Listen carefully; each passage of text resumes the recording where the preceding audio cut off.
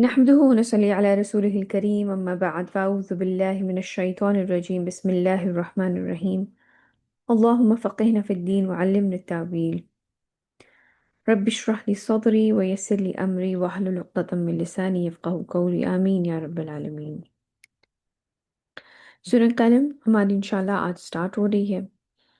सूरह कलम भी जो है वो मक्की सूरह है और इसके बारे में जो ज़्यादा बहुत से लोगों की राय है वो ये है कि ये जो दूसरी नंबर की वही है, आप समझिए जो सबसे पहले जिसे हम जानते हैं सूरह अलक की जो आयतें नाजिल हुई थी, पहली 5 आयतें नबी करीम सल्लल्लाहु अलैहि वसल्लम पे गारे हिरा में, तो वो पहली वही थी। और ये इसकी जो पहली 7 आयतें हैं वो दूसरी वही है। और इसके दौरान हम जानते हैं कि जब नबी करीम सल्लल्लाहु अलैहि वसल्लम के ऊपर वो वही आई और फिर लोगों ने जिस तरह से उन्हें निगेट किया और उनके उनसे वो बात भी नहीं मान रहे थे और उन्हें मजनून कहा। कुछ लोग जो थे वो जैसे हज़रत खदीजा फ़ौरन ईमान ले आई थी, लेकिन कुछ लोग जो थे जो कि अपनी तरफ से हमदर्दी में कर रहे थे कि ये कुछ इन्हें इनके ऊपर कोई चीज़ आ गई है और ये इस तरह से अल्लाह ये कह रहे हैं कि मेरे ऊपर अल्लाह की तरफ से कोई वही उतरी है। और कुछ लोग जो थे जो जेलसी वगैरह में थे, तो वो लोग भी इस तरह की बातें कर रहे थे। तो वो एक नबी करीम सल्लल्लाहु अलैहि वसल्लम को ढारस बंधाने के लिए और उनकी हिम्मत और हौसला अफजाई करने के लिए तो जो पहली 7 आयतें हैं, तो बहुत से लोगों का ये मानना है कि ये पहली 7 आयतें जो थी ये सेकंड रेवोल्यूशन थी, यानी कि दूसरे नंबर पे जो वही उतरी थी वो ये पहली 7 आयतें थी सूरह कलम की। चलिए स्टार्ट करते हैं। आऊज़ु बिल्लाहि मिनश शैतानिर रजीम, बिस्मिल्लाहिर रहमानिर रहीम। नून वल वमा यस्तुरून। नून हम जानते हैं हरूफ मुक़त्तात में से है। तो पहला जो हर्फ है इसका मानी जो है, जैसे हम पहले भी कई दफ़ा पढ़ चुके हैं कि ये सिर्फ और सिर्फ अल्लाह सुब्हानहू व तआला ही बेहतर जानते हैं। नून कसम है कलम की और जो कुछ ये लिखते हैं। इसके बारे में मुख्तलिफ राय है जो कलम है उससे मुराद क्या है। एक राय ये है कि कलम से मुराद जो है वो तकदीर का कलम है, कि जो कुछ भी लिखा जा रहा है और फिर उसके साथ साथ और जो कुछ वो ये लिखते हैं, यानी कि जो फरिश्ते हैं वो लिखते हैं कि रसूलुल्लाह सल्लल्लाहु अलैहि वसल्लम का डेस्टिन था मक्के में आना। ये तकदीर में लिखा जा चुका था कि आप मक्के में अल्लाह के रसूल आखिरी नबी मक्के में आएंगे और वहां पर लोगों को दीन की दावत देंगे। कुछ के नज़दीक जो भी कुछ पेन, यानी कि इंसानी पेन ने कलम ने लिखा है वो इतना पावरफुल नहीं है जितना कि पावरफुल ये कलाम जो कि नबी करीम सल्लल्लाहु अलैहि वसल्लम, जो कि एक उम्मी नबी थे, जो उस तरह से दुनियावी तालीम वगैरह आपने उस तरह से हासिल नहीं की थी, फॉर्मल एजुकेशन, उसके बावजूद जितना पावरफुल कलाम आपकी ज़बान से आ रहा है वो तमाम तर कलम जो दुनियावी हैं वो इस तरह की चीज़ लिखने से कासिर हैं। तो ये एक गवाही है। तो अल्लाह सुब्हानहू व तआला बेहतर जानते हैं कि इससे असल में ताबीर क्या है। तो कसम है कलम की और जो कुछ ये लिखते हैं। मा अंता बिनिअमति रब्बिका बिमजनून। आप अपने रब के फजलो करम से मजनून नहीं हैं, क्योंकि मैंने जैसे कि पहले बताया कि जब आप पे वही उतरी तो आपके ऊपर लोगों ने इस तरह की बातें कहनी शुरू कर दी कि ये तो इनको ये उधर ग़ार हिरा में जाते थे, ये कोई इनके जुनून तारी हो गया है इनके ऊपर, या कोई चीज़ इनके ऊपर ऐसी आ गई है कि ये इस तरह की बातें कर रहे हैं कि मेरे ऊपर वही उतरी है। हालांकि अल्लाह सुब्हानहू व तआला उनको, आप समझ लें कि उनको एक हिम्मत दिला रहे हैं, एक ढारस बंधा रहे हैं और आपसे फरमा रहे हैं कि आप अपने रब के फजलो करम से मजनून नहीं हैं। व इन्ना लका लअज्रन गैर ममनून। और यकीनन आपके लिए तो वो अजर है जिसका सिलसिला कभी मुनक़ता नहीं होगा। यानी कि वो ऐसे, ये एक ऐसा अजर और ऐसा करम और एक ऐसा फजल है जिस जो कि कभी डिस्कनेक्ट नहीं होगा, वो कंटिन्यूस रहेगा। व इन्नका लअला खुलुक़िन अज़ीम। اور آپ صلی اللہ علیہ وسلم یقیناً اخلاق کے بلند ترین مرتبے پہ فائز ہیں، یعنی کہ بیسٹ آف بیہیویئر، آپ کا تو اتنا اعلیٰ اخلاق ہے، یہ لوگ اس طرح کی جو عجیب و غریب باتیں یہ آپ لوگوں کے بارے میں کر رہے ہیں، آپ کی پرسنالٹی تو کچھ اور ہے، آپ تو بہترین اخلاق والے ہیں، بہترین اخلاق کے بلکہ بلند ترین مرتبے پہ فائز ہیں۔ فستبصر ويبصرون تو ان قریب آپ صلی اللہ علیہ وسلم بھی دیکھ لیں گے اور وہ بھی دیکھ لیں گے بأيكم المفتون کہ تم میں سے کون فتنے میں مبتلا ہے، یہ رسول اللہ صلی اللہ علیہ وسلم بھی دیکھ لیں گے، اور وہ لوگ جو اس طرح کی باتیں رسول اللہ صلی اللہ علیہ وسلم کے بارے میں بنا رہے ہیں وہ بھی دیکھ لیں گے کہ اصل میں کون ہے جو کہ فتنے میں مبتلا ہے۔ إن ربك هو أعلم بمن ضل عن سبيله وهو أعلم بالمهتدين یقیناً آپ صلی اللہ علیہ وسلم کا رب خوب جانتا ہے کہ کون اس کی راہ سے بھٹک گیا ہے، اور وہ ان کو بھی خوب جانتا ہے جو ہدایت یافتہ ہے۔ یا آپ یہ سمجھ لیں کہ ان کی ایک ہمت بندھائی جا رہی ہے کہ ایک انسان کو نا انیشل شوق ہوتا ہے، جو کہ آپ ہم سب جانتے ہیں نبی کریم صلی اللہ علیہ وسلم کو لوگ صادق اور امین کے نام سے پہچانتے تھے، آپ کی انتہائی عزت کرتے تھے۔ ہم وہ بھی واقعہ جانتے ہیں جب وہ جو کعبہ کی انہوں نے دوبارہ سے تعمیر کی، اس کی آپ سمجھ لیں کہ اس کو ریپیئر کیا، اور جب حجر اسود رکھنے کی بات آئی تو کس طریقے سے وہ پورا واقعہ جو ہے کہ وہ چاروں قبیلے جو تھے ان میں بحث چھڑ گئی، اور انہوں نے کہا کہ ٹھیک ہے جو شخص بھی پہلے اس دروازے سے انٹر ہوگا سامنے کے تو وہ رکھے گا۔ تو نبی کریم صلی اللہ علیہ وسلم جب داخل ہوئے تو سب فوراً راضی ہو گئے کہ ان کی صداقت کی، ان کے اخلاق کی، ان کے اعلیٰ کردار کی سب گواہی دیا کرتے تھے۔ اس کے بعد جب نبی کریم صلی اللہ علیہ وسلم یہ پیغام لے کے آئے تو جو فوراً ان کو رسول اللہ صلی اللہ علیہ وسلم کو جو لوگوں کی مخالفت فیس کرنی پڑی، اس کی وجہ سے آپ کے اوپر ایک obviously ایک انیشل شوق تھا کہ یہ لوگ جو کہ کل کو کچھ دن پہلے تک یہ میرے ساتھ اتنے اچھے تھے اور اتنی میری عزت کرتے تھے، اور میرے بارے میں اس طرح کی بات، اس طرح کے لقب مجھے دیتے تھے کہ صادق ہیں اور امین ہیں، وہ ان کا آج یہ ریاکشن میری طرف ہے۔ تو نبی کریم صلی اللہ علیہ وسلم کو آپ یہ سمجھیں کہ اللہ سبحانہ وتعالیٰ ان کو حوصلہ دے رہے ہیں، ان کو ڈھارس بندھا رہے ہیں کہ بڑی جلد یقیناً آپ صلی اللہ علیہ وسلم کا رب خوب جانتا ہے کہ کون اس کی راہ سے بھٹک گیا ہے، اور وہ ان کو بھی خوب جانتا ہے جو ہدایت یافتہ ہے، وہ جانتے ہیں کہ کون صحیح رستے پہ ہے کون صحیح رستے پہ نہیں ہے۔ تو آپ سمجھ لیں کہ وہ جو ایک انیشل پریشر تھا، یا ایک انیشل آپ سمجھ لیں رسول اللہ صلی اللہ علیہ وسلم کو جو ایک مخالفت فیس کرنی پڑی، ان کے لیے اللہ سبحانہ تعالیٰ نے نبی کریم صلی اللہ علیہ وسلم کو یہ آیت جو ہے یہ نازل فرمائی۔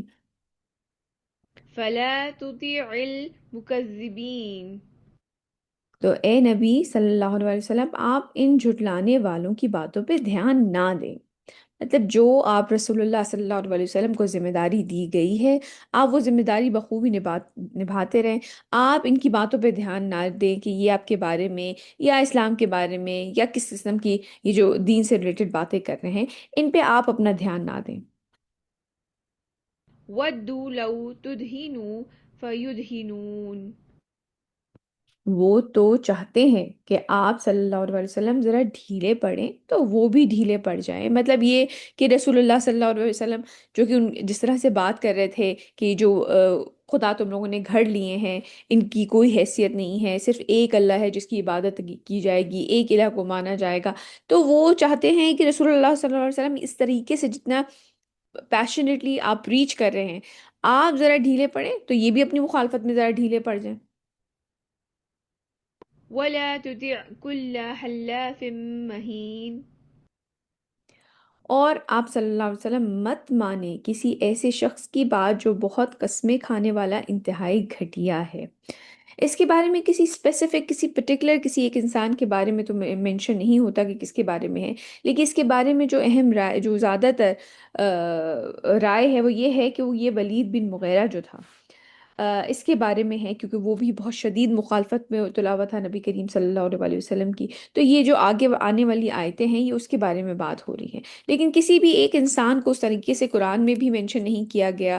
تو یہ رائے ہے. اس کے علاوہ اور بھی ظاہر سی بات ہے وہاں پر لوگ موجود تھے جو کہ نبی کریم صلی اللہ علیہ وسلم کی بہت سختی سے مخالفت کر رہے تھے. لیکن کچھ کی رائے یہ ہے کہ یہ ولید بن مغیرہ ہے.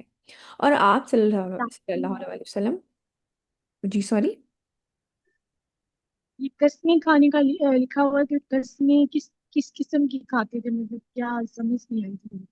اور آپ صلی اللہ علیہ وسلم مت مانے کسی ایسے شخص کی بات جو بہت قسمیں کھانے والا انتہائی گھٹیا ہے، لیکن یعنی کہ نبی کریم صلی اللہ علیہ وسلم کی مخالفت میں اس قسم کی قسمیں کھا کھا کے اس طرح کی باتیں کرتے تھے کہ یہ جو ہے یہ حق پر نہیں ہے، یہ صحیح بات نہیں کر رہے. کیونکہ ہم جانتے ہیں، ہم یہ بات پہلے بھی پڑھ کے آ چکے ہیں کہ عربوں میں قسمیں کھانے کا رواج تھا. واللہ تو یہ ابھی بھی بہت زیادہ عام طور پہ کہتے ہیں، اور اس کے اوپر بھی ہم قرآن میں آیت ہی پڑھ چکے ہیں کہ تمہاری جو تم عام طور پہ قسمیں کھا لیتے ہو اس پہ پکڑ نہیں ہے. تو یہ قسمیں کھانے کا ایک رواج وہاں پر تھا موجود عربوں میں. تو وہ قسمیں کھا کھا کے کہتے تھے کہ کوئی حق پر نہیں ہے، بس ایسے ہی اپنی طرف سے باتیں گھڑ لی ہیں جو مخالفت کرنے والے لوگ تھے. ٹھیک ہے. ٹھیک ہے. اور آپ صلی اللہ علیہ وسلم مت مانیں کسی ایسے شخص کی بات جو بہت قسمیں کھانے والا انتہائی گھٹیا ہے. هماز مشاء بنمیم. رو در رو تانے دیتا ہے، مطلب کھڑے ہو کے آمنے سامنے کھڑے ہو کے تانے دیا کرتے تھے وہ لوگ. چغلیاں کھاتا پھرتا ہے، اور لوگوں کو جو ہے آپ سمجھ لیں کہ ورغلاتا پھرتا ہے مسلمانوں کے خلاف، نبی کریم صلی اللہ علیہ وسلم کے خلاف. یہ کریکٹرسٹکس بتائے جا رہے ہیں ان لوگوں کے جو کہ نبی کریم صلی اللہ علیہ وسلم کی مخالفت کیا کرتے تھے. اور یہ بھی رائے ہے کہ یہ ایک خاص شخص کے بارے میں بات ہو رہی ہے، لیکن اس کا ذکر جو ہے وہ اللہ سبحانہ تعالیٰ نے قرآن میں اس طرح سے نہیں کیا. مناع للخير معتد أثيم. خیر سے روکنے والا، حد سے بڑھنے والا گنہگار. یعنی کہ نہ ہی لوگوں کو اس طرف آنے دیتا ہے دین کی طرف، نہ ہی نبی کریم صلی اللہ علیہ وسلم نہ خود سنتا ہے، نہ ہی لوگوں کو اس کی طرف مائل ہونے دیتا ہے. اور اس کے ساتھ ساتھ خیر سے روکنے والا، حد سے بڑھنے والا گنہگار. یعنی کہ وہ گنہگار ہے جو کہ حد سے بڑھ جاتا ہے مخالفت میں. کئی دفعہ ہوتا ہے نا کہ کچھ لوگ اپنے تکبر میں، اپنے اپنے آپ کو بڑا بنانے میں، یا اپنی ایک کمیونٹی، اپنی برادری کو بڑا بنانے میں کسی بھی حد تک گر جاتے ہیں اگلے کی مخالفت میں. یہ ہم چیزیں عام طور پر بھی ارد گرد اپنے بڑے ایسے لوگ ہم دیکھتے ہیں جو کہ آگے حد سے گزر جاتے ہیں کسی شخص کی مخالفت میں، چاہے اپنی کسی پرسنل گرج کی وجہ سے، یا اپنی چودراہٹ کی وجہ سے، یا اپنے خاندان کی چودراہٹ کی وجہ سے. لوگ کتنا ہی گر جاتے ہیں اگلے کی مخالفت کے اندر. تو خیر سے روکنے والا، حد سے بڑھنے والا گنہگار. یہ والی جو آیتیں جو ہم یہ پڑھ رہے ہیں، یہ آپ سمجھ لیں کہ انسان کی نا ایک سائیکی بھی بتاتی ہیں کہ یہ کیا کیا کیا کریکٹرسٹکس ہوتے ہیں ایسے شخص کے، کہ وہ انتہائی گھٹیا ہے، چغلیاں کرتا ہے، رو در رو کھڑے ہو کے تانے دیتا ہے، یا خیر سے روکنے والا ہے، حد سے بڑھ جانے والا ہے، گنہگار ہے. یعنی کہ کوئی ان کی لمٹس نہیں ہوتی ہیں. یہ لوگ موجود ہوتے ہیں ہمارے ارد گرد بھی، آج بھی موجود ہیں. لیکن آپ اس چیز، تمام چیزوں کا آپ رزلٹ دیکھ لیں کہ آج اللہ کا دین غالب ہے. نبی کریم صلی اللہ علیہ وآلہ وسلم کا کہیں نام آتا ہے تو لوگوں کے اوپر فرض کر دیا گیا ہے کہ وہ ان کے اوپر درود و سلام بھیجیں. اور ایسے لوگ جو کہ ہسٹری میں آپ سمجھ لیں گم ہو کے رہ گئے ہیں، ان کا نام بھی میں بتا رہی ہوں نا کہ ہمیں کہیں اس طرح سے ان کا ایکسپلسٹ کسی ٹیکسٹ میں یا قرآن میں ایکسپلیسٹلی ان کا کہیں نام بھی ہمیں نہیں ملتا کہ یہ کس طرح کون لوگ تھے یا کون شخص تھا. یہ آپ سمجھ لیں بس اپنے ان کردار، اپنے ان کریکٹرسٹکس کی وجہ سے جانے جاتے ہیں اور پھر ہسٹری میں کہیں گم ہو جاتے ہیں. لیکن آج جو باقی رہ جانے والا نام ہے وہ اللہ کا ہے اور ان کے رسول کا ہے. تو ہمارے لیے ایک بہت بڑا امپورٹنٹ یہ لیسن ہے کہ کبھی بھی جب آپ حق کے لیے لڑ رہے ہیں نا، تو کبھی بھی آپ اس طرح کی باتوں سے پریشان نہ ہوں، کیونکہ ایسے لوگوں کی ٹیک کیئر کرنے کے لیے اللہ سبحانہ تعالیٰ کافی ہے. عتل بعد ذلك زنيم. بالکل گوار ہے اس کے بعد یہ کہ بد اصل بھی ہے، اس کے بارے میں کہا یہ جاتا تھا کہ یہ ولد الزنا ہے، اس کے یہ والی بھی چیزیں اس طرح سے بھی یہ بدنام تھا کہ اس کا کوئی اصل خاندان نہیں ہے، اور گوار بھی ہے، أن كان ذا مال وبنين. صرف اس گھمنڈ پر کہ وہ مال و دولت اور بیٹوں والا ہے۔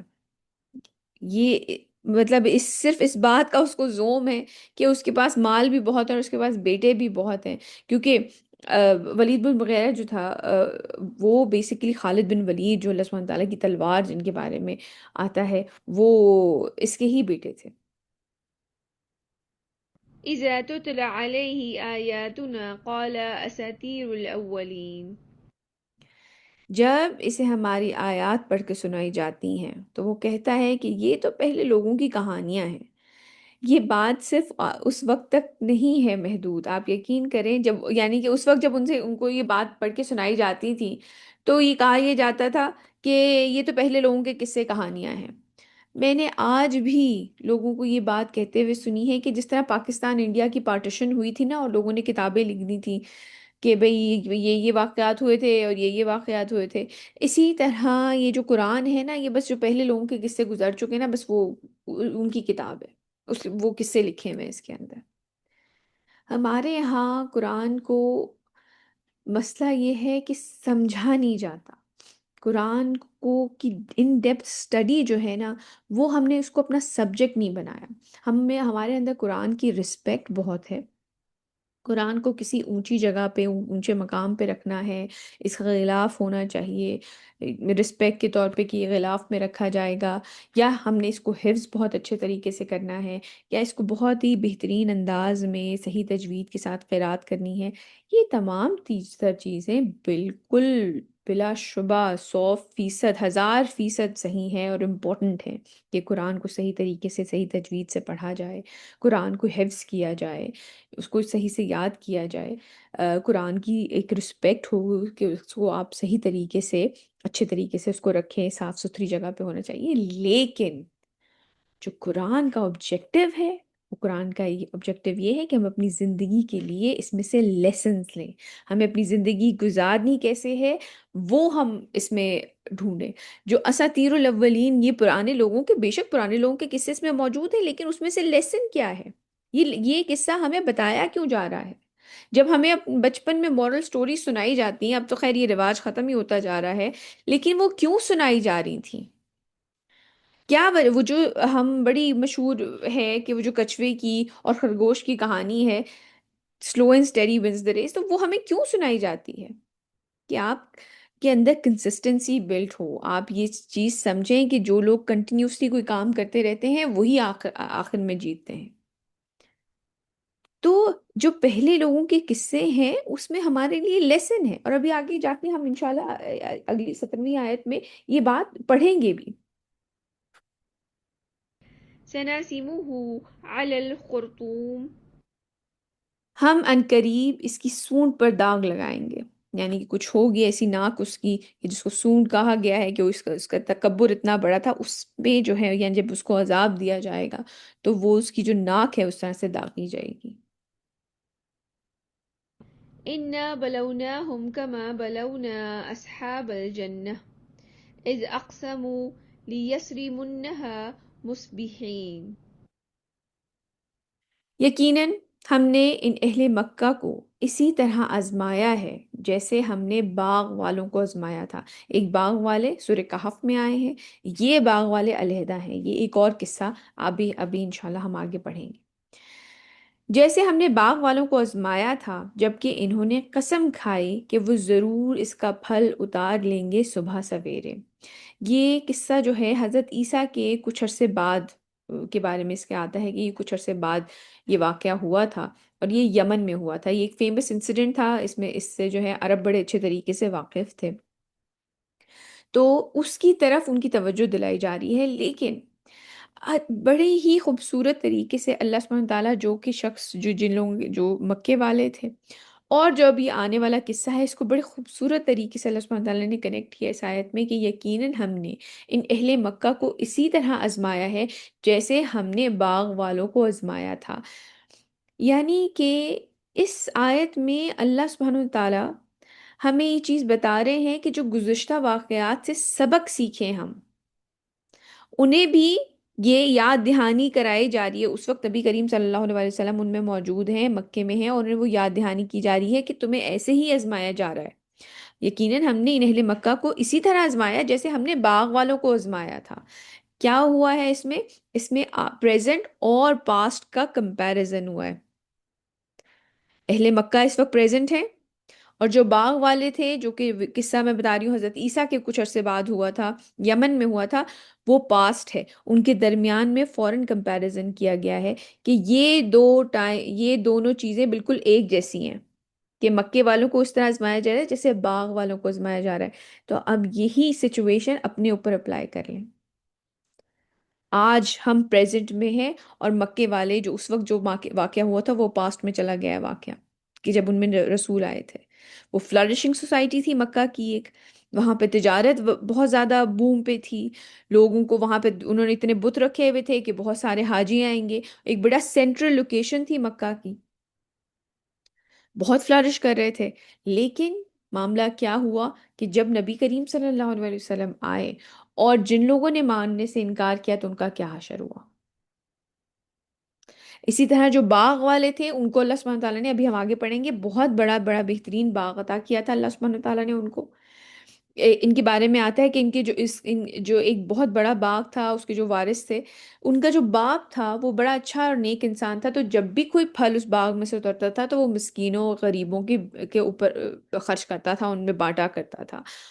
تو جب ان کے باپ کا انتقال ہو گیا تو ان جو ورثاء تھے، انہوں نے کہا کہ نہیں بھئی، ہمارا تو اپنا پورا نہیں پڑتا، تو ہم ان میں تقسیم نہیں کریں گے، اور ان میں ایک تکبر تھا کہ ہم جا کے پھل پورا اتار لیں گے۔ تو ان کا اب قصہ آگے آ رہا ہے۔ تو یہ جو اللہ سبحانہ تعالیٰ نے ایک کمپیریزن پاسٹ اور پریزنٹ کا کیا ہے نا، یہی کمپیریزن ہمارے لیے قرآن، یہی معنی رکھتا ہے قرآن ہمارے لیے، کہ جو کچھ پاسٹ میں ہو چکا ہے، اللہ سبحانہ تعالیٰ کی باتوں کو، ان کے اصولوں کو بدلنے والا کوئی نہیں ہے، یہ بات یاد رکھے گا۔ جو اصول اس وقت تھے وہی اصول آج ہیں۔ جس طرح باغ والوں کو ہلاک کیا گیا کیونکہ انہوں نے بات نہیں مانی، اسی طرح مکے والوں کے ساتھ ہوا معاملہ کہ جنہوں نے بات نہیں مانی، اور جو آج بات نہیں مانے گا اس کا معاملہ بھی یہی ہوگا۔ تو اپنے پاسٹ سے سیکھنا، یہ ہمیں سکھایا جا رہا ہے اس میں۔ تو گزشتہ واقعات سے سبق سیکھیں، کیونکہ اللہ سبحانہ تعالیٰ کے اصول کبھی تبدیل نہیں ہوتے، ان کی باتوں کو بدلنے والا کوئی نہیں ہے۔ تو انہوں نے کیا کہا تھا باغ والوں نے، کہ جبکہ انہوں نے قسم کھائی کہ وہ ضرور اس کا پھل اتار لیں گے صبح سویرے، یعنی کہ ان کی جو بھی فصل تھی، پورا سال جو بھی انہوں نے اس پہ کام کیا، وہ فصل بالکل تیار ہو گئی پک کے، اب انہوں نے کہا کہ بس قسم کھا لی کہ کل جا کر یہ سارا سامان اتار لیں گے، جتنا بھی پھل وغیرہ ہے یہ ہم سب اتار لیں گے۔ ولا يستثنون. اور انہوں نے اس پر انشاءاللہ بھی نہ کہا۔ یستثنون جو ہے وہ بیسیکلی ایک جگہ یہ بھی آتا ہے کہ ہم ان کو غریبوں میں نہیں بانٹیں گے اور ڈیفینیٹلی ہم اتار لیں گے، لیکن انہوں نے بیچ میں انشاءاللہ نہیں کہا، یعنی کہ ان کا جو ایک، آپ سمجھ لیں ان کے ذہن میں یہ چیز نہیں تھی کہ اگر اللہ کی مرضی ہوئی، ان کو لگا کہ اس چیز کے اوپر ہم پورے طریقے سے قادر ہیں، یعنی کہ ان کی گفتگو میں کہیں عاجزی نہیں تھی۔ تو ہمیں اپنے عمل اور اپنی گفتگو میں عاجزی اور انکساری پیدا کرنی چاہیے۔ ہمیں اس چیز کو ریئلائز کرنا چاہیے کہ آج جو کچھ ہم آج، ابھی، یا کل، یا پرسوں، یا 10 سال بعد کرنے کے قابل ہوں گے، وہ صرف اور صرف اللہ سبحانہ تعالیٰ کے اذن سے ہوں گے، اپنی مرضی سے نہیں ہوں گے۔ اپنی طرف سے انسان پوری ایفرٹ کرتا ہے، انہوں نے پوری ایفرٹ کی، پورا وہ باغ اس کے اوپر کام کیا، لیکن ان میں عاجزی نہیں تھی، وہ استثناء نہیں کر رہے تھے، یعنی کہ، اور انہوں نے اس پر انشاءاللہ بھی نہیں کہا، یعنی کہ ہم ڈیفینیٹلی یہ کام کر لیں گے، مطلب یہ تو لائک اٹس obvious کہ ہم یہ کام کر لیں گے۔ نہیں، obvious کچھ نہیں ہوتا۔ ہم جو کر سکتے ہیں اپنے گھر کے اندر، اپنی تمام تر اپنے وسائل کے موجود ہوتے ہوئے جو کچھ ہم کر سکتے ہیں وہ اللہ سبحانہ تعالیٰ کے اذن سے کر سکتے ہیں۔ یہ بات ہمیشہ یاد رکھیں، اللہ تعالیٰ کی مرضی کے بغیر ہم کچھ نہیں کر سکتے۔ تو یہ ہمیشہ کوشش کریں کہ اپنی زندگی میں یہ تھنکنگ ڈیولپ کریں کہ جو کچھ ہوتا ہے اللہ کی اذن سے ہوتا ہے. انشاءاللہ کہنا تو ایک لفظی بات ہے نا، اور ضرور کہنا چاہیے، لیکن یہ ایک ایٹیٹیوڈ ہے. میری بات سمجھ رہے؟ یہ ایک ایٹیٹیوڈ ہے. جی اینی آپ کچھ کہہ رہی تھی؟ جی میم مطلب کہ ہمارے ساتھ جو بھی ہوتا ہے وہ اللہ پاک کے مرضی سے ہوتا ہے، اور کچھ زندگی میں ایسے معاملات ہو جاتے ہیں، کیا اس میں بھی اللہ کی مرضی شامل ہوتی ہے؟ اب میں سمجھ نہیں پا رہی کہ آپ کس سے ریفر کر رہے ہیں کہ ایسے معاملات ہو مطلب جاتے ہیں لیکن. جی. لیٹ سپوز کسی کی شادی ٹوٹ جاتی ہے، کسی کی زندگی میں بہت بڑے مسئلے آ جاتے ہیں، یا کسی کا کچھ ہو جاتا ہے، تو وہ سب بھی اللہ کی اس میں حکمت ہوتی ہے، یا کوئی لیسن ہوتا ہے اس کے پیچھے انسان کے لیے؟ بیٹے اس میں اللہ، اللہ کی رضامندی ہوتی ہے، یا انسان کا خود کا عمل ہوتا ہے تو وہ کاؤنٹ ہوتے ہیں؟ یہ دیکھیں یہ دو باتیں. ایک جگہ ٹھیک ہے۔ قرآن میں آتا ہے کہ تم پہ جو مصیبتیں آتی ہیں وہ تمہارے کیے ہوئے کاموں کی وجہ سے آتی ہیں. تو کئی ٹھیک دفعہ ہمارے اپنے عمل کوئی ایسا ہوتا ہے جس کی وجہ سے ہمارے کسی کام میں گڑبڑ ہو جاتی ہے. ہم نے سٹارٹ ہی غلط طریقے سے لیا ہوتا ہے. اب اگر ان تمام لوگوں کا آپ عمل دیکھیں جو ہم اس میں دیکھ رہے ہیں، باغ والوں کا قصہ جو اب انشاءاللہ ہم کمپلیٹ بھی کریں گے، اس میں آپ یہ دیکھیں گے انہوں نے فصل اگائی ہے، ہے۔ اور وہ فصل پکی ہے اور وہ اس کو پھل لینے جا رہے ہیں، لیکن ان کا جو ایٹیٹیوڈ ہے اس کی طرف کہ ہم پھل لے لیں گے، ہم غریبوں کو کچھ نہیں دیں گے، خبردار ہے جو کسی نے کچھ دیا ہو، باقاعدہ ایک دوسرے کو تاکید کرتے ہوئے جا رہے ہیں. اب یہ عمل غلط ہے. اب اس عمل کی مطلب وجہ ان میں تھاٹ پروسیس. ان میں ایک غرور تھا، ایک گھمنڈ تھا، مطلب ایک ایگزیکٹلی. بڑ- تو وہ وہ کر رہے فصل تھے۔ جو ہے وہ تباہ ہو گئی. ابھی ہم آگے جا کے پڑھیں گے. تو بات ساری یہ ہے کہ ایک دفعہ رسول اللہ صلی اللہ علیہ وسلم سے پوچھا گیا کہ آزمائش اور عذاب میں کیا فرق ہے. تو انہوں نے کہا کہ آزمائش میں اللہ یاد رہتا ہے، اور عذاب میں جب ہوتا ہے تو آپ کو اللہ تعالیٰ یاد نہیں رہتے. ٹھیک ہے. تو یہ انسان، جزاک اللہ میم، یہ پوائنٹ کلیئر ہو گیا میرا۔ بس تو آپ کو اگر اللہ سبحانہ تعالیٰ آپ کے اوپر ایسی آزمائش آئی ہے، کئی دفعہ بیماری ایسی آ جاتی ہے، یا کہیں پہ کوئی بات ختم ہو جاتی ہے کسی کی، جیسے شادی وغیرہ کا معاملہ ہے، یا کسی کے پاس کوئی بیماری آ گئی، یا کوئی مالی بڑا نقصان ہو گیا، یقین کریں کہ اللہ کے ہاتھ میں صرف خیر ہے. یہ بات یاد رکھیے گا، اللہ سبحانہ تعالیٰ کے ہاتھ میں صرف خیر ہے. اگر اس طرح کی کوئی سچویشن آتی ہے تو ہمیں نہیں پتا کہ کل کو اس میں کیا خرابی پیدا ہونے والی تھی جس سے اللہ سبحانہ تعالیٰ نے روک لیا. اگر کسی کی کہیں پہ شادی ہونے والی تھی وہ ٹوٹ گئی، ہم نہیں جانتے کہ شادی کے بعد وہ لڑکا یا وہ لڑکی کس قسم کے مینٹل ٹارچر سے، کس قسم کے عذاب سے گزرتے. یا کئی دفعہ ہوتا ہے کہ آپ دنیا میں اتنی آپ کو بلیسنگ مل جاتی ہے کہ آپ اپنی آخرت کو بھول جاتے ہیں. تو دنیاوی طور پہ لگتا ہے کہ ان کی تو بس چاندی ہو گئی اور اتنی راحتیں مل گئی، حالانکہ ہمیں نہیں پتا کہ جیسے کہ حضرت عمر کی ایک دعا ہے نا کہ اللہ سبحانہ تعالیٰ سے انہوں نے مانگا تھا کہ مجھے اتنا دے کہ میں آپ سے غافل نہ ہوں، اور نہ ہی میں لوگوں کا محتاج ہو جاؤں. مطلب نہ میرے پاس اتنا زیادہ ہو کہ میں غافل ہو جاؤں، اور نہ ہی اتنا کم ہو کہ میں لوگوں کا محتاج ہو جاؤں. تو مطلب مجھے اتنا دے. تو یعنی کہ بے تحاشا مانگنے کی بھی انہوں نے ایک ایگزامپل سیٹ کی کہ انسان یہ نہ مانگے کہ بس نہال ہو جائے. پھر کئی دفعہ انسان کے اوپر میں کہتی ہوں کسی کی ٹانگ ٹوٹ گئی یا کسی کی بینائی چلی گئی، تو ہم نہیں جانتے کہ کل کو اس نے ان آنکھوں سے کیا ایسا گناہ کرنا تھا کہ وہ اللہ سبحانہ تعالیٰ نے اس کو بچا لیا. کسی کی زبان چلی گئی، ہمیں نہیں جانتے. آپ یہ سوچیں کہ اس لمیٹڈ لائف میں اللہ سبحانہ تعالیٰ اگر کسی کی زبان، خدا نہ خواستہ کسی کے ساتھ اگر ایسا ہوتا ہے، اگر اس کی بولنے کی قوت چلی گئی ہے، آپ سوچیں کہ اگر وہ آگے بولنے کی کسی گناہ سے بچا لیا گیا ہے اور آخرت میں اس کو جنت مل گئی ہے، تو اس سے بڑی کوئی بلیسنگ ہو سکتی ہے؟ ظاہری طور پہ، دنیاوی طور پہ بہت برا ہوا، قوت گویائی چلی گئی، بات نہیں کر سکتے، لیکن آخرت میں اگر اس کی بدلے جنت مل جائے، اور آپ کو جیسے کہ حدیث میں آتا ہے، آپ نے زبان کے بارے میں کہا کہ تم مجھے اس کی گواہی دو، میں تمہیں جنت کی گواہی دیتا ہوں. کسی کی ٹانگ ٹوٹ گئی، کسی کا ہاتھ کٹ گیا، کوئی جلدی چھوٹی عمر میں چلا گیا، تو پتہ نہیں اس کی آگے، جیسے کہ ہم سورہ کہف میں ہی سارے واقعات پڑھ چکے ہیں. ٹھیک ہے،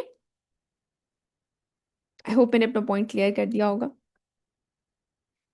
تو یہ بات ہمیشہ یاد رکھیے گا جزاک اللہ میں. گویا کی، کہ اللہ سبحانہ تعالیٰ کے ہاتھ میں صرف خیر ہے. یہ بات ہمیشہ بس ایمان ہونا چاہیے. اور آزمائش جو ہے اس میں اللہ یاد رہتا ہے، اور عذاب میں جو ہے انسان دنیا میں ہی گم ہو جاتا ہے، بائی ویلا کرتا ہے، پیٹتا ہے اپنے آپ کو کہ دیکھو میرے ساتھ کیا ہو گیا. ٹھیک ہے، آگے چلتے ہیں. تو جس طرح وہ یہ کہتے ہیں نا کہ ہم تو قسم کھا لی کہ کل جا کے یہ لے لیں گے، تو یہ ان کے اختیار میں تو نہیں تھا جس کی وہ قسم کھا رہے تھے. تو ہمیں جو ہمارے لیے لیسن ہے وہ یہ ہے کہ ایک تو ہم اپنی پریویس جو ہماری جنریشنز گزر چکی ہیں، قرآن میں جن کا واقعات آئے ہیں ان سے سبق لیں. اور دوسرا یہ کہ اپنی اپنی زبان میں، اپنی گفتگو اور اپنے عمل میں عاجزی اور انکساری پیدا کریں. اپنا کام کریں، اپنی محنت کریں، جو چیز حاصل کرنا چاہتے ہیں اس میں بھرپور اپنی قوت لگائیں، لیکن عاجزی کے ساتھ کہ یا اللہ آپ کا حکم ہوگا تو یہ کام ہوگا. آگے چلتے ہیں. فطاف عليها طائف من ربك وهم نائمون. بس ایک پھرنے والا پھر گیا اس باغ پر آپ کے رب کی طرف سے جبکہ وہ ابھی سوئے ہوئے ہی تھے.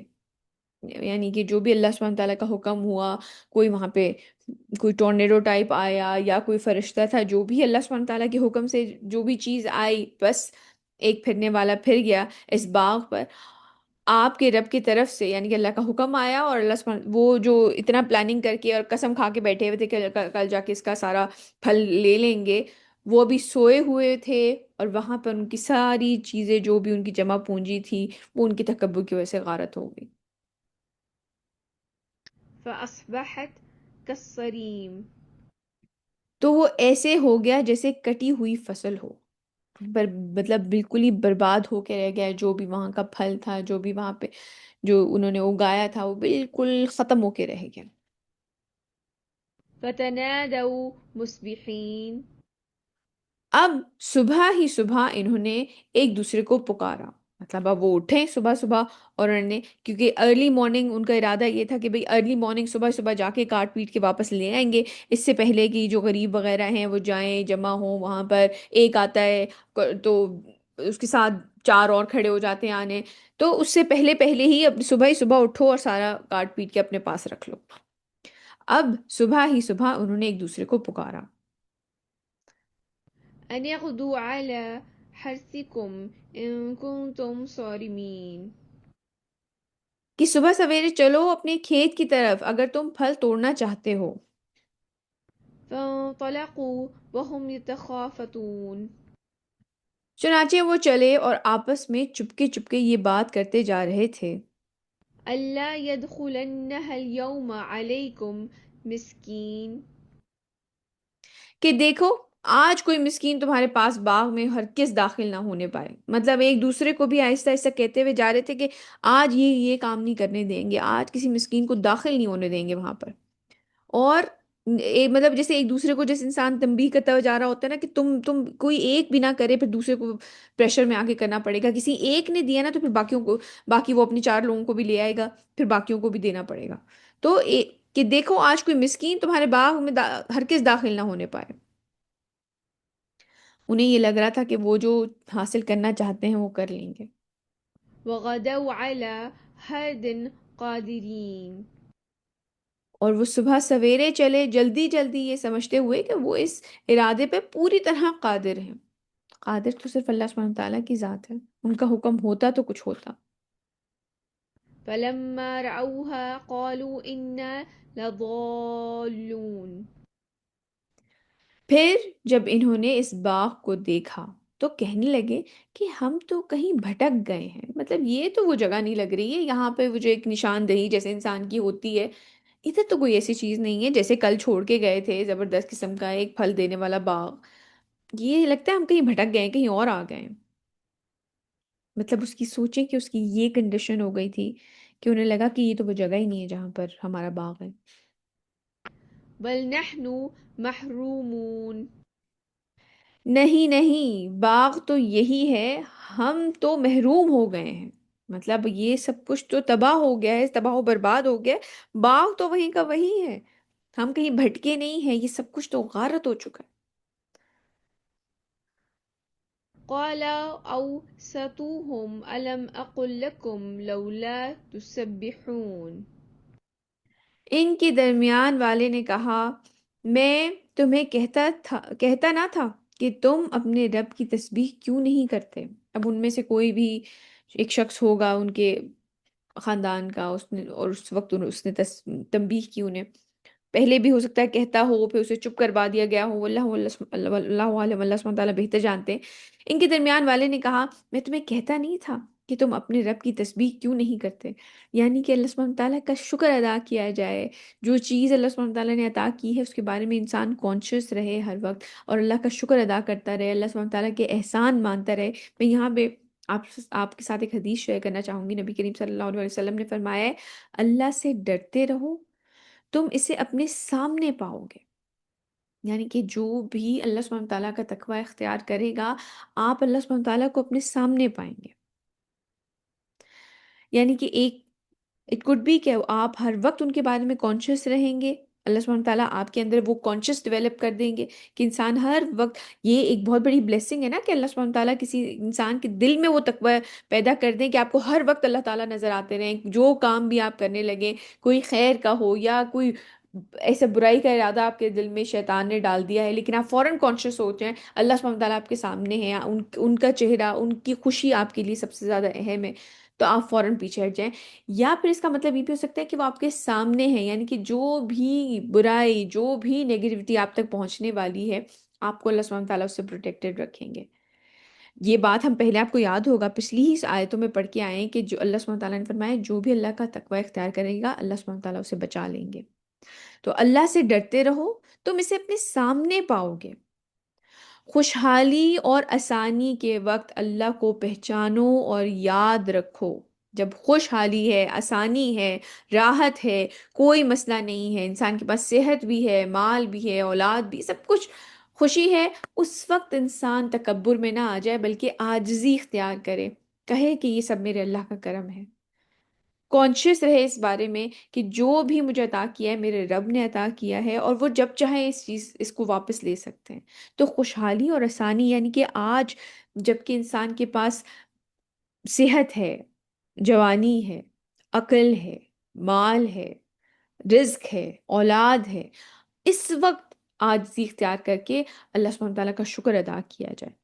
خوشحالی اور آسانی کے وقت اللہ کو پہچانو اور یاد رکھو، وہ تمہیں سختی اور مصیبت کے وقت یاد رکھے گا۔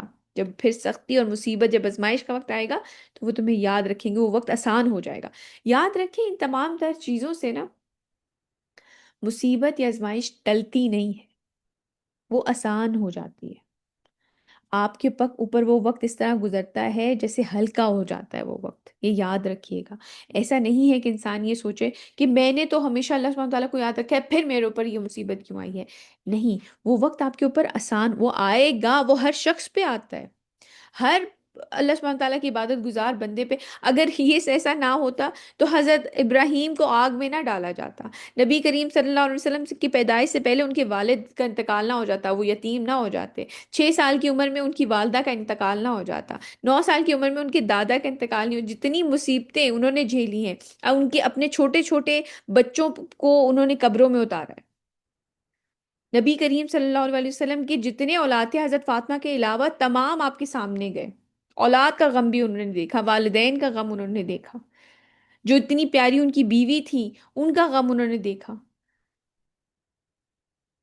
جو جو مصیبتیں آئیں، حضرت نوح کا بیٹا ان کے سامنے غرق کر دیا گیا، حضرت لوط کی بیوی غرق ہو گئی، عذاب کے اس میں آ گئی۔ تو آزمائشیں سب پہ آتی ہیں، لیکن جو بھی اللہ سبحانہ تعالیٰ کو یاد رکھتا ہے اس مصیبت اور سختی کے وقت اللہ تعالیٰ آپ کو یاد رکھتے ہیں، یعنی کہ وہ وقت آپ کے اوپر ہلکا کر دیتے ہیں، آسان کر دیتے ہیں۔ بڑی سی بڑی مشکل انسان کو لگتا ہے کچھ بھی نہیں ہے میرے رب کی طرف سے، اور جان لو کہ جو چیز تم سے رہ گئی وہ تمہیں ملنے والی ہی نہ تھی، یعنی کہ جو چیز آپ کو نہیں ملی وہ ملنی ہی نہیں تھی، اور جو تمہیں پہنچ گئی وہ تم سے ٹلنے والی نہ تھی، یعنی کہ جو تمہارا جو خیر یا جو چیز، جو بھی آزمائش تم تک پہنچی ہے وہ کوئی نہیں ٹال سکتا تھا، کسی کو بلیم نہ کیا جائے اس وقت کہ تمہاری وجہ سے ہو گیا۔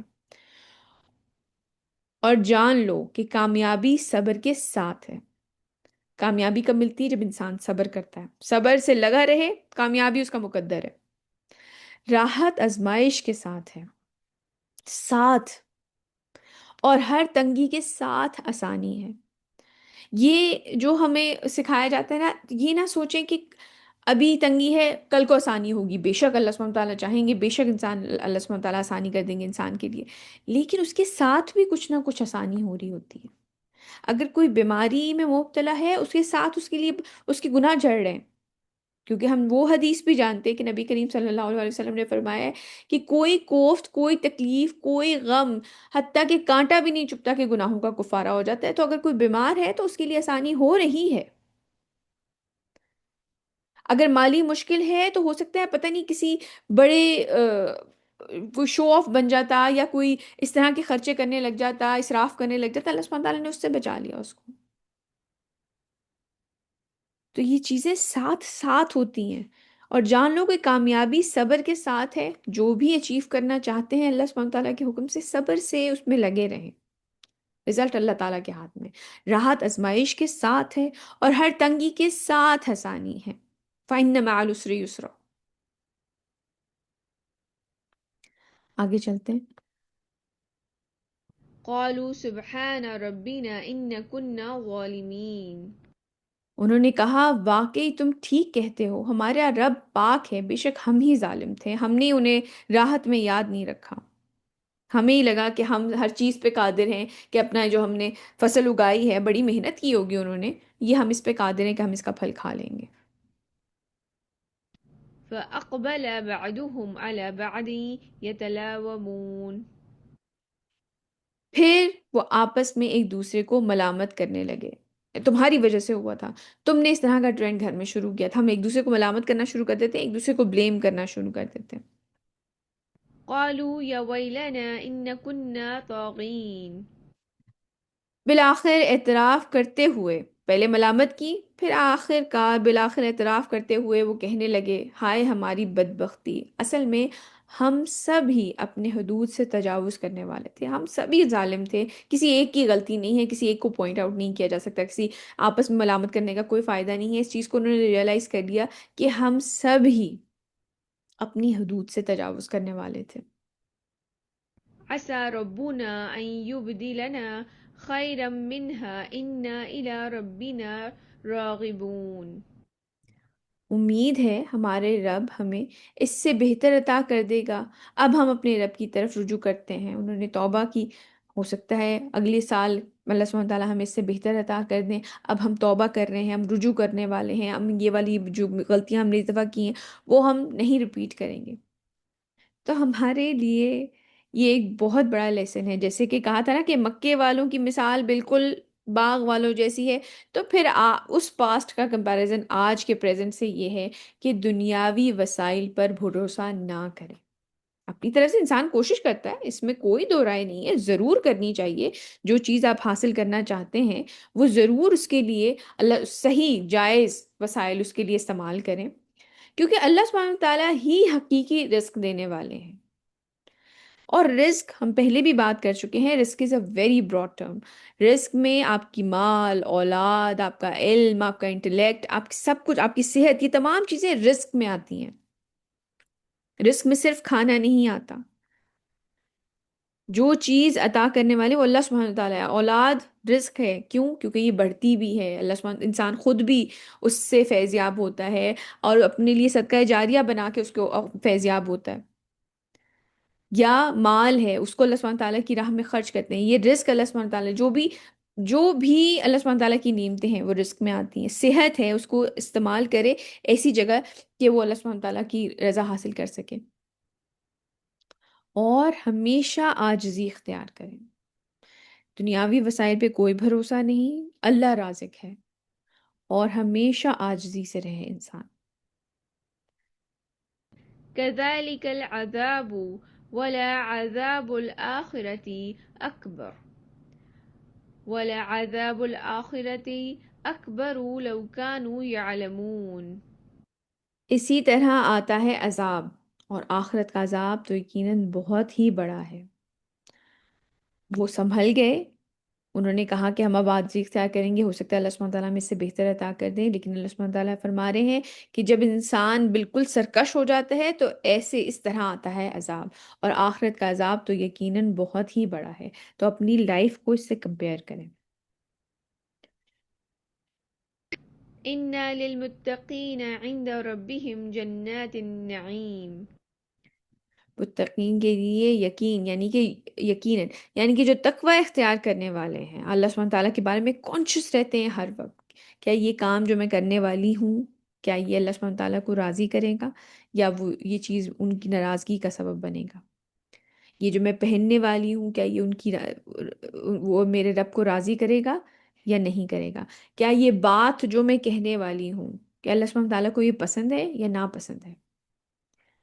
کئی دفعہ ایک حدیث میں آتا ہے کہ رسول اللہ صلی اللہ علیہ وسلم نے فرمایا کہ وہ شخص جو کہ صحیح ہونے کے باوجود یعنی کہ وہ صحیح ہے، وہ حق پر ہے، صحیح ہونے کے باوجود ایک آرگیومنٹ میں اس لیے چپ کر جاتا ہے، اللہ تعالیٰ کی خاطر چپ کر جاتا ہے، تو اس کے لیے جنت کے آؤٹسکرٹس میں ایک گھر کا وعدہ ہے، اللہ سبحانہ تعالیٰ نے اس کے لیے ایک گھر کا وعدہ کیا ہے، صرف اس لیے کہ بات آگے نہ بڑھے۔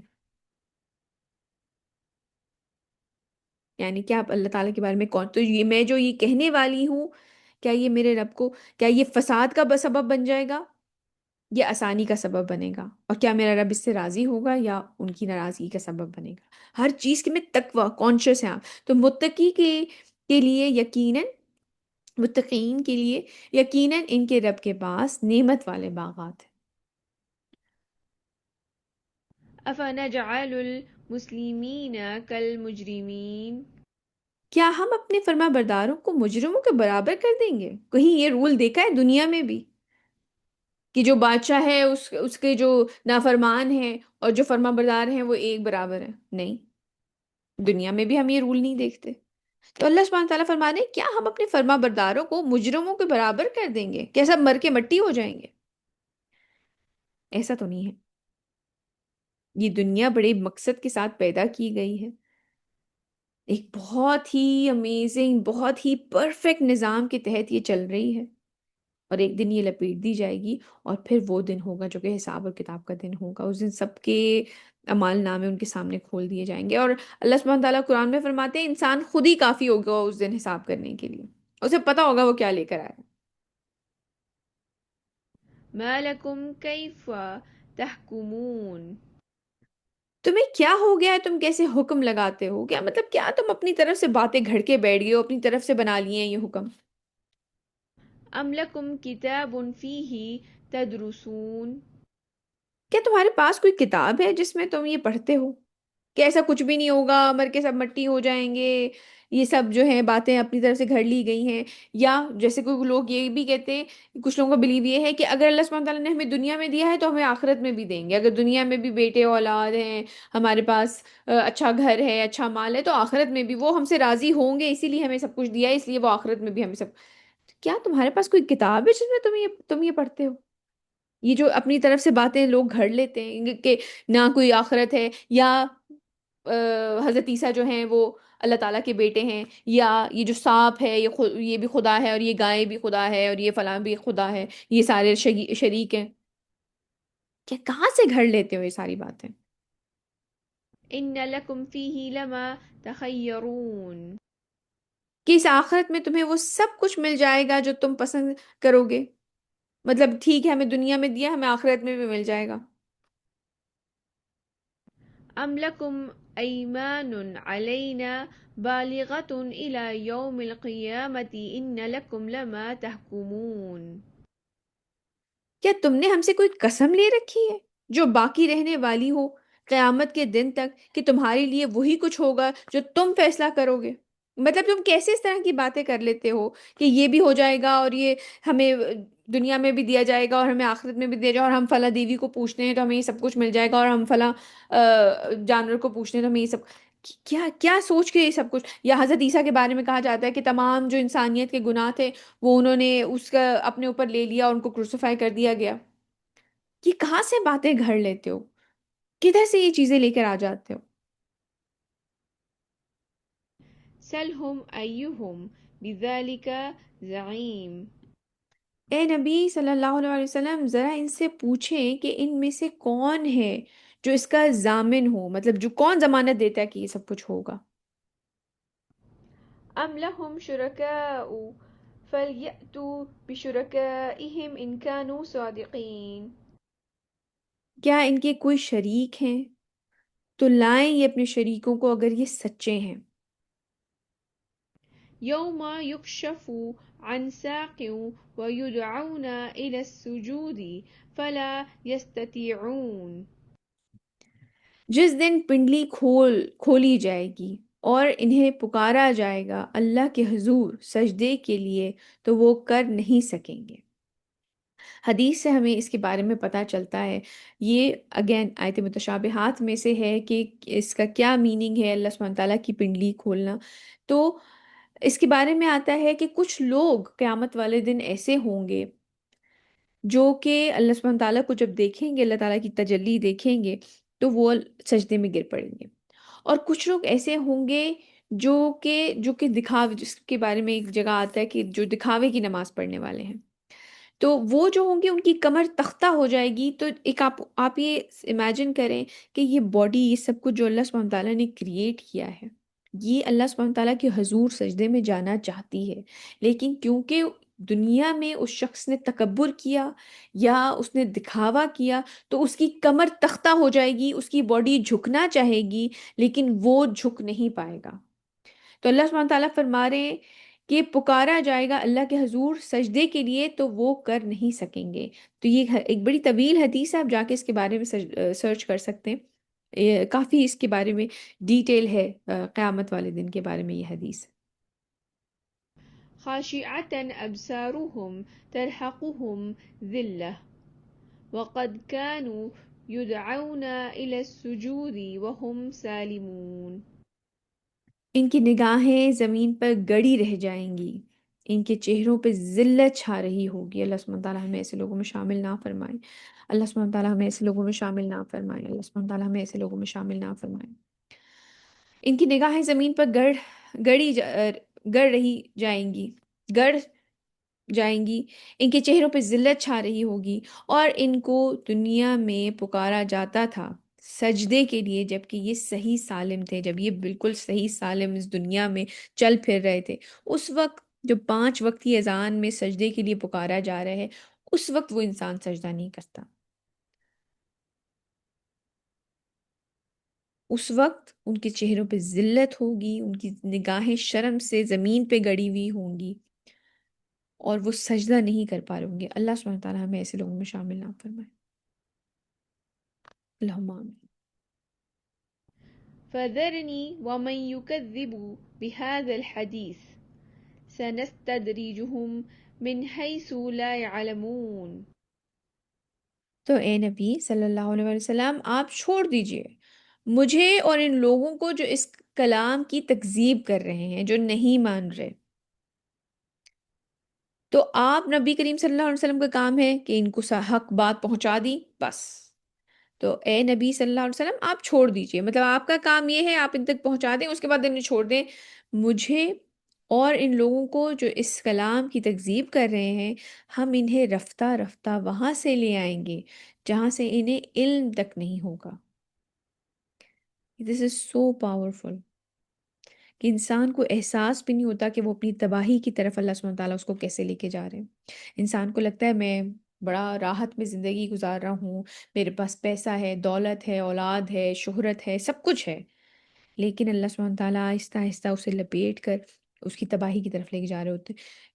مکے میں بھی ایسے بہت سارے سردار تھے، ان کا تکبر حد سے بڑھا ہوا تھا، ان کے پاس سب کچھ تھا، دنیاوی لحاظ سے ہر چیز ان کے پاس تھی، لیکن ان کو آہستہ آہستہ انہی کے، آپ سمجھ لیں انہی کے اس زوم میں، ان کے تکبر میں انہیں لپیٹا جا رہا ہے کہ انسان اندھا ہو جائے،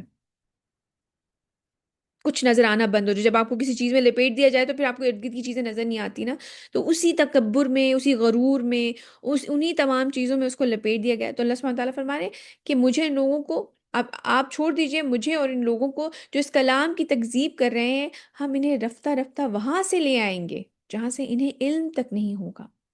جی اریب آپ کچھ شیئر کریں گی؟ یس میم. میم وہ جو پاکستان میں ایکٹریس ہے نا نادیہ خان، انہوں نے اسٹوری شیئر کی تھی اپنی والدہ کی اور اپنے ایک ریلیٹیو آنٹی کی. تو ان کے جو ریلیٹیو آنٹی، ان کے 4 بیٹے تھے. تو ادھر سے جو یہ لوگ تھی، یہ 4 سسٹرز تھیں اور ایک ہی بھائی تھا. تو وہ بار بار ان سے جب بھی آتی تو کہتی ہیں کہ ہائے طاہرہ تمہاری 4 بیٹیاں ہیں، دیکھو میرے تو چاروں بیٹے ہیں اور بڑا سکون ہے نا، تو میری تو کوئی بیٹی نہیں ہے. تو تمہاری 4 بیٹیاں ہیں تو تم کیا کرو گی؟ ایک دم نصیب کے لیے بچوں کے دعا کرو، بندے کو پتہ نہیں ہوتا آگے کیا ہو. اور جب وہ تھوڑا سا ٹائم گزرا ہے، کیوں کہتی ہم سب بہنوں کی شادیاں ہوں گی، میرا بھائی بھی سیٹ ہو گیا، ہم سب سیٹ ہو گئے، اور ان کے چاروں بیٹے اپنی اپنی جگہ پہ شادیاں کر کے ہو گئے. اور جب وہ بیمار تھیں تو وہ بالکل اکیلی تھی، ان کے پاس صرف ایک ہاؤس ہیلپ تھی، کوئی ان کے پاس. اور وہ اس وقت ان کی کام والی ان کو کہتی تھی کہ آنٹی کاش آپ کی ایک بیٹی ہوتی اور وہ آپ کو سنبھالتی اور آپ کا احساس کرتی. بیٹے احساس نہیں کرتے. اور انہیں تب سمجھ آئی تھی کہ میں نے بیٹوں کے اوپر غرور کیا تھا، اللہ نے اس لیے مجھے بیٹی نہیں دی، کیونکہ میں شاید اس چیز کو نا مجھے اللہ قابل نہیں سمجھ سکے، کیونکہ میں قدر ہی نہ کرتی بیٹی کی اگر وہ ہوتی تو. ایسا ہی ہے بیٹا. ہم لوگ کئی وہی بات ہے کہ کئی دفعہ اپنے غرور میں اس طرح سے لپٹ جاتے ہیں. اللہ سبحانہ تعالیٰ سب کے لیے آسانیاں کریں، عافیت کا معاملہ کریں. بالکل آپ صحیح کہہ رہی ہیں کہ ہمیں اندازہ بھی نہیں ہوتا کہ ہم کس طرح سے اپنے غرور میں یا ان چیزوں میں اندھے ہو جاتے ہیں. کئی دفعہ انسان کو احساس بھی نہیں ہو رہا ہوتا کہ وہ اپنی باتوں سے اگلے شخص کی کس طریقے سے دل آزاری کر رہا ہے. تو اسی لیے جیسے کہ میں نے پہلے بات کی کہ تقویٰ یہی ہے کہ انسان ہر بات کے بارے میں کانشیس رہے کہ جب وہ زبان سے کوئی بات نکال رہا ہے، جیسے حدیث میں نے بھی شیئر کی نا کہ تم اس کی گواہی مجھے دو، میں تمہیں جنت کی گواہی دیتا ہوں. تو اپنی قول کو، اپنے فعل کو، اپنے ہر ہر ہر طرح کے عمل کو جو ہے نا، اس کو کوشش یہ کریں کہ اللہ کا تقویٰ اس میں شامل ہو. آگے چلتے ہیں. وأملي لهم إن كيدي متين. اور میں ان کو ڈھیل دے رہا ہوں، بے شک میری تدبیر بہت مضبوط ہے. انسان کو لگتا ہے کہ سب آسانی ہے، سب راحت ہے، کوئی پکڑ نہیں ہو رہی، میں جو مرضی سیاہ سفید کرتا پھروں، میں کوئی مجھے پکڑنے والا نہیں ہے. حالانکہ اللہ سبحانہ تعالیٰ جو ہیں وہ ڈھیل دے رہے ہوتے ہیں. میں بھی ایک شخص کا انٹرویو دیکھ رہی تھی جو کہ اس کا اس نے کہا کہ میرا آئی سی یو میں اس نے کچھ سال کام کیا. تو اس نے کہا کہ ہمیں جو ہے اندازہ ہو جاتا ہے کہ یہ شخص جو ہے یہ سروائیو نہیں کرے گا اور فلاں شخص سروائیو کر جائے گا. تو ایک شخص کہہ لیں گے، میں نے بہت سے لوگوں کے جو ہے نا ریگریٹس دیکھے ہیں بالکل موت کے وقت. تو میں نے ایک شخص کو دیکھا جو کہ مجھے نظر آ رہا تھا کہ یہ سروائیو نہیں کر پائے گا، اس کی بہت بری کنڈیشن ہے. تو میں اس کے پاس گیا، میں روتا رہا وہ روئے جا رہا تھا. تو میں نے اسے پوچھا کہ کیا مسئلہ ہے، تم کیوں رو رہے ہو؟ اور کہنے لگے مجھے بڑا برا لگا کہ بالکل ڈیتھ بیڈ پہ اور یہ مرنے والا ہے. ایسے میں ہمیں لگتا یہ ہے، ہم لوگ بہت زیادہ، ظاہر سی بات ہے، نیچرل سی بات ہے اور ہونا بھی چاہیے کہ آپ کو بہت زیادہ ہمدردی ہوتی ہے ایک ایسے شخص سے جو کہ بیمار ہے، بیڈ پہ پڑا ہوا ہے اور بالکل اپنی آخری سانسیں لے رہا ہے. لیکن ہمیں نہیں پتا ہوتا کہ اس شخص نے زندگی کیسے گزاری ہے. تو کہیں گے وہ روئے جا رہا تھا. تو میں نے اس سے پوچھا کہ بھئی کیا وجہ ہے، تم کیوں اتنا رو رہے؟ تو اس نے کہا میں نے وہ کیا ہے جو نہیں کرنا چاہیے تھا، اور وہ نہیں کیا جو کرنا چاہیے تھا. تو کہہ رہیں گے میں نے اس سے پوچھا تم نے کیا کیا ہے ایسا کہ تم اس طرح سے رو رہے ہو؟ تو اس نے کہا میں لوگوں کو انسلٹ کیا کرتا تھا، اور میں اس میں بہت زیادہ راحت محسوس کر، مجھے بہت اچھا لگتا تھا کیونکہ میرے پاس سب کچھ تھا، مال و دولت تھا، سب کچھ تھا. تو مجھے نا، میں لوگوں کو بہت حقیر سمجھتا تھا اور میں ان سے بہت برے طریقے سے بات کرتا تھا، اور مجھے نا ان کو تنگ کرنے میں مزہ آتا تھا. اور میرے پاس اتنا مال و دولت تھا، مجھے لوگوں کی مدد کرنی چاہیے تھی، وہ میں نہیں کرتا تھا. تو جو مجھے کرنا چاہیے تھا وہ میں نہیں کرتا تھا، اور جو کرنا نہیں چاہیے تھا وہ کیا کرتا تھا. اور مجھے پتا ہے میں ایسے ہی حال میں مروں گا، میں اسی طرح روتے روتے ہی مروں گا، کیونکہ اب میں ان لوگوں سے معافی نہیں مانگ سکتا. میں اٹھ کے جا نہیں سکتا، میں ان سے معافیاں نہیں مانگ سکتا، کیونکہ ظاہر سی بات ہے آپ کسی ایک دو تین لوگوں کے ساتھ تو یہ معاملہ نہیں کرتے اگر کسی کی فطرت میں یہ چیز ہے. تو اللہ سبحانہ تعالیٰ جب زندہ انسان ہوتا ہے اس کو ڈھیل دی جا رہی ہوتی ہے، لیکن ہمیں لگ یہ رہا ہوتا ہے کہ ہم تو بڑے مضبوط ہیں، ہمیں کوئی کچھ کہہ نہیں سکتا. لیکن یقین کریں ایک وقت انسان کا ایسا آتا ہے جب وہ کمزور پڑتا ہے نا، تو تب انسان کو احساس ہوتا ہے کہ وہ کتنا ڈپینڈنٹ ہے اللہ سبحانہ تعالیٰ پر. اللہ سبحانہ تعالیٰ سب کے لیے آسانیاں کریں. اللہ سبحانہ تعالیٰ ہمیں ایسے وقت سے بچائیں. ہمیں یہ نہیں سوچنا چاہیے کہ نہیں ہم ایسا کبھی نہیں کریں گے. یہ وہی والی بات ہو جائے گی کہ جیسے باغ والوں نے کہا کہ ہم کل جا کے پھل اتار لیں گے. تو ہمیں بھی اپنے بارے میں یہ بھی گمان نہیں کرنا چاہیے کہ کیونکہ لا حول ولا قوت الا باللہ، ہر آپ کو توفیق ملتی ہی اللہ کی طرف سے ہے خیر کی. یا برائی سے بچنے کی توفیق بھی اللہ کی طرف سے، اللہ کے اذن سے، اللہ کی کرم ہے، اللہ کی رحمت ہے کہ وہ آپ کو برائی سے بچا لے۔ تو ہمیشہ آجزی آجزی آجزی آجزی اختیار کریں، اور میں ان کو ڈھیل دے رہا ہوں، بے شک میری تدبیر بہت مضبوط ہے۔ أم تسألهم أجرا فهم من مغرم مثقلون۔ اے نبی صلی اللہ علیہ وسلم، کیا آپ ان سے کوئی اجرت مانگتے ہیں جس کے تعاون کے بوجھ تلے یہ دبے جا رہے ہیں؟ تاوان کے بوجھ تلے دبے جا رہے ہیں، کہ یعنی کہ آپ نے کوئی اتنی عظیم کتاب، اتنی عظیم کلام، اتنی حکمت سے بھری ہوئی باتیں آپ انہیں بتا رہے ہیں، اس کے بغیر اس کے بعد میں کوئی اجرت تو آپ نہیں لے رہے ہیں، کہ جس کے تاوان تلے جس کے تاوان کے بوجھ تلے یہ دبے جا رہے ہیں، کہ جس کے اوپر ان کے اوپر اتنا وہ بوجھ پڑ گیا ہے کہ یہ پیسے دینے پڑ جائیں گے اتنی عظیم بات کے۔ أم عندهم الغيب فهم يكتبون۔ یا ان کے پاس غیب کا علم ہے جسے یہ لکھ رہے ہیں؟ مطلب ایسا کیا ہے ان کے پاس کہ جو یہ اس طرح کی باتیں بنا رہے ہیں، اس طرح کی چیزیں گھڑ رہے ہیں، نبی کریم صلی اللہ علیہ وسلم کی تکذیب کر رہے ہیں، اس کلام کی تکذیب کر رہے ہیں؟ ایسی کیا سالڈ نالج ہے جن کی بیسس کے اوپر یہ اتنا کچھ کر رہے ہیں؟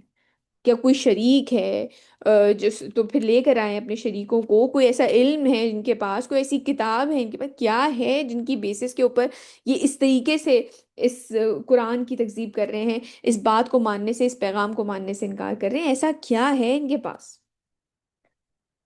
کوئی بیسس نہیں ہوتی نا انسان کے پاس، جھوٹ کی تو کوئی بیس نہیں ہوتی، کوئی دلیل تو قرآن اور سنت ہے، وہ کلام جو کہ اللہ سبحانہ تعالیٰ نے آپ کو بھیجا ہے وہ ہے دلیل تو۔ فاصبر لحكم ربك ولا تكن كصاحب الحوت إذ نادى فهو مكظوم۔ تو اے نبی صلی اللہ علیہ وسلم، آپ انتظار کیجئے، فصبر، صبر کریں، آپ کا جو کام ہے ان تک صحیح بات پہنچا دینا وہ آپ پہنچا دیں، بس پھر آپ انتظار کیجئے اپنے رب کے حکم کا، اور دیکھیے آپ صلی اللہ علیہ وسلم اس مچھلی والی کی طرح نہ ہو جائے گا۔ حضرت یونس کی بات ہو رہی ہے، جب اس نے پکارا تھا اور وہ غم سے بھرا ہوا تھا۔ حضرت یونس کے بارے میں آتا ہے، انہوں نے کوئی اپنے غصے میں یا اپنے اس میں آ کر انہوں نے وہاں سے نہیں گئے تھے، قوم کی حالات سے، قوم کی جو وہ جس طرح سے تنگ کرتی تھی، نافرمانیاں کر رہی تھی، اس سے تنگ آ کے اللہ سبحانہ تعالیٰ کی اجازت آنے سے پہلے چلے گئے تھے، بس اجازت آنے سے پہلے چلے گئے تھے، یہ ان سے غلطی، ان سے خطا یہ ہوئی تھی۔ تو رسول اللہ صلی اللہ علیہ وسلم کو ان کی مثال دی جا رہی ہے کہ تو اے نبی صلی اللہ علیہ وسلم، آپ انتظار کیجئے اپنے رب کے حکم کا، اور دیکھیے آپ صلی اللہ علیہ وسلم اس مچھلی والی کی طرح نہ ہو جائیے گا۔ جب اس نے پکارا تھا اور وہ غم سے بھرا ہوا تھا، پھر جب انہوں نے معافی مانگی تھی تو اللہ سبحانہ تعالیٰ نے معاف فرما دیا تھا۔ لیکن جو ہمارے لیے لیسن ہے وہ یہ ہے کہ اگر آپ حق کے رستے پر ہیں تو لوگوں کے منفی رد عمل کے لیے خود کو تیار رکھیں اور صبر سے کام لیں۔ لوگ فوراً ایکسیپٹ نہیں کرتے، خیر کی اچھی نصیحت کو، اچھی بات کو فوراً ایکسیپٹ نہیں کر لیتے لوگ، یہ بات یاد رکھیے گا۔ ایک دفعہ نیگیٹو آپ کو رد عمل ملے گا ہی ملے گا، بہت ہی شاذ ہے کہ لوگ آپ کی بات فوراً مان لیں۔ تو اس میں صبر سے کام لینا ہے، لیکن حق پہ ڈٹے رہنا ہے۔ نبی کریم صلی اللہ علیہ وسلم سے فرمایا جا رہا ہے کہ آپ صبر سے کام لیں، آپ انتظار کریں بس۔ لولا أن تداركه نعمة من ربه لنبذ بالعراء وهو مذموم۔ اگر اس کی دستگیری نہ کرتا اس کے رب کا ایک انعام اور احسان، تو وہ ملامت زدہ ہو کر پھینک دیا جاتا کسی چٹیل زمین پر، یعنی کہ پھر وہ مچھلی ان کو اگل دیتی اور وہ ملامت، حالانکہ ان کو اللہ سبحانہ تعالیٰ نے جو تھا ان کے لیے وہاں پہ پھر اس میں آتا ہے، ہم یہ پہلے بھی پڑھ چکے ہیں کہ وہاں پہ ایک درخت اگا دیا تھا جس کو کھا کے وہ صحت یاب ہوئے، جب انہوں نے اللہ سبحانہ تعالیٰ سے توبہ کی اور اللہ سبحانہ تعالیٰ نے واپس سے ان کو جو ہے اپنے صالح بندوں میں شامل کر لیا۔ فاجتباه ربه فجعله من الصالحين۔ تو اس کے رب نے اس کو چن لیا، انہوں نے توبہ کی، ان سے بس ایک یہ جو تھی وہ خطا ہو گئی تھی کہ اللہ سبحانہ تعالیٰ کا حکم آنے سے پہلے وہ وہاں سے چلے گئے تھے۔ ورنہ وہ اللہ سبحانہ تعالیٰ کی تبلیغ، اللہ سبحانہ تعالیٰ کے دین اسی طرح پھیلا رہے تھے، لیکن ان کی قوم کی نافرمانیوں کی بدعملیوں کی وجہ سے وہ اللہ کا حکم آنے سے پہلے وہاں سے چلے گئے تھے، صرف یہ ان سے خطا ہوئی تھی، لیکن پھر انہوں نے توبہ کی، اور اللہ سبحانہ تعالیٰ فرما رہے ہیں تو اس کے رب نے اس کو چن لیا اور اسے پھر صالحین میں کر دیا۔ وإن يكاد الذين كفروا لا يزلقونك بأبصارهم لما سمعوا الذكر ويقولون إنه لمجنون۔ اور یہ کافر تو تلے ہوئے ہیں اس پر کہ اپنی نگاہوں کے زور سے آپ صلی اللہ علیہ وسلم کو پھسلا دیں گے جب وہ قرآن سنتے ہیں اور کہتے ہیں کہ یہ تو دیوانہ ہے۔ نبی کریم صلی اللہ علیہ وسلم کے بارے میں اس طرح کے الفاظ استعمال کرتے تھے۔ وما هو إلا ذكر للعالمين۔ اور نہیں ہے وہ مگر ایک یاد دہانی تمام جہان والوں کے لیے، اور کچھ نہیں ہے، یہ قرآن اللہ سبحانہ تعالیٰ کی طرف سے لوگوں کو کے لیے ایک ذکر ہے، ایک یاد دہانی ہے۔ آج کا ہمارا لیسن یہیں تک الحمدللہ سورہ قلم جو ہے وہ ہماری مکمل ہو گئی۔ آج کے ہم اپنے کی ایکشن دیکھ لیتے ہیں کہ گزشتہ واقعات سے سبق سیکھیں۔ اللہ سبحانہ تعالیٰ نے کمپیریزن کیا پاسٹ اور فیوچر، اس وقت پریزنٹ اور پاسٹ کا۔ پریزنٹ تھا مکی میں جو کچھ ہو رہا تھا، اور پاسٹ تھا کہ وہ جو باغ والوں کا قصہ تھا۔ آج ہمارے لیے کیا لیسن ہے کہ آج ہم پریزنٹ ہیں اور وہ پاسٹ ہو چکے ہیں، کچھ عرصے بعد ہم پاسٹ ہو جائیں گے، لیکن یہ قرآن ہمیشہ کے لیے ہے، اور اس میں جو دیے ہوئے سبق ہیں کہ ان لوگوں جنہوں نے نافرمانی کی ان کا کیا معاملہ ہوا، یا تکبر کیا ان کا کیا معاملہ ہوا، جن کو یہ لگا کہ وہ ہر چیز پر قادر ہیں، وہ کچھ بھی لے سکتے ہیں، اپنے پھل لے سکتے ہیں، سب کچھ لگ سکتا، یہ ان کا کیا معاملہ ہوگا۔ تو ہمیں یہ سبق لینا چاہیے کہ اللہ تعالیٰ کے اصول نہیں بدلتے، تو ہمیں ان سے لیسن لینا چاہیے اور وہ غلطیاں نہیں دہرانی چاہیے۔ اس کے ساتھ ساتھ ہمیں اپنے عمل میں اور اپنی گفتگو میں عاجزی اور انکساری پیدا کرنی چاہیے، انسان ہمبل ہو کے رہے، اس چیز کے بارے میں کانشیس رہے کہ اللہ سبحانہ تعالیٰ ہے جو کہ ہر چیز کے رازق ہیں، وہ ہیں ہر چیز پہ جو قادر ہیں، اور دنیاوی وسائل پہ بھروسہ نہیں کرنا چاہیے، کیونکہ اللہ سبحانہ تعالیٰ ہی حقیقی رازق رزق دینے والے ہیں، اور رزق میں جیسے پہلے ہم نے بات کی، رزق میں ہم سب کچھ آ جاتا ہے، رزق میں اولاد بھی ہے، مال بھی ہے، آپ کی صحت بھی ہے، آپ کا انٹلیکٹ بھی ہے، تو ہم تمام تر چیزیں جو دینے والے اللہ سبحانہ تعالیٰ کی ذات ہے، اور ہمیں عاجزی اختیار کرنی چاہیے۔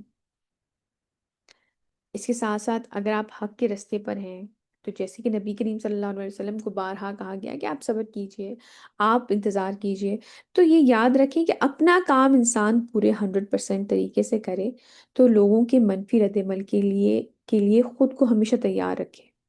اگر کوئی اچھا نیک کام آپ کر رہے ہیں تو یاد رکھیں منفی رد عمل آئے گا، تو اس میں صبر سے کام لیں۔ سبحانک اللہم و بحمدک اشہد ان لا الہ الا انت استغفرک و اتوب الیک۔ جزاک اللہ خیر کثیرا کثیرا۔ السلام علیکم ورحمۃ اللہ وبرکاتہ۔